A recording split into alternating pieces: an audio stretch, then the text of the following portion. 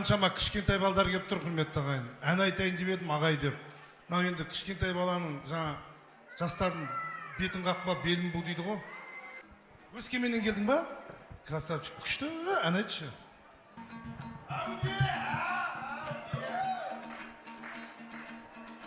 Жетегін еріп жалғаннан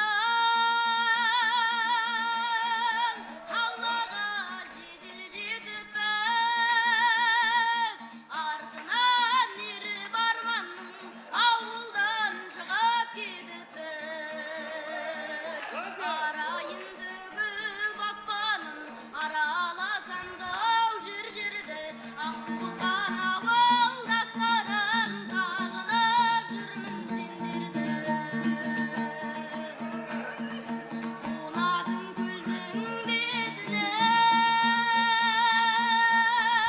түнгі аспанымда сағындым. Түннейден соның жетіне құрдастарымда сағындым. Саны жұбар ауылмен көшемнің шаңын сағындым.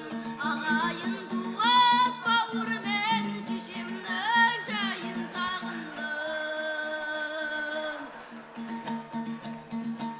Әнімнің биін тапқанда қабызын көлдің сағындым. Шын берген ақын айтқандай ауызын төлдің сағындым.